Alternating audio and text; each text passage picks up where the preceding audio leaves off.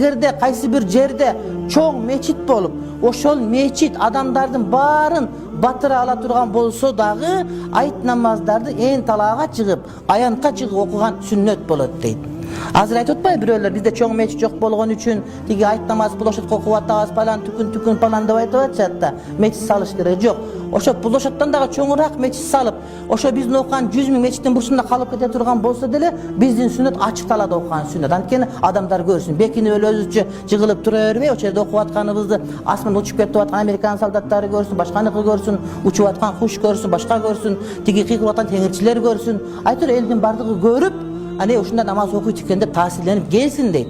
Качанга чейин бекинип ушинтип окуй бересиңер? Кайта айт намазыңа талаада болсун дейт. Демек, урматтуу бир тууганым, ал аянтта окуганыбыз биздин мечит жок болуп калгандан эмес, балким ошол биздин шарият ошону буйруган, шариятта ошол сүннөт болгондугу үчүн экен.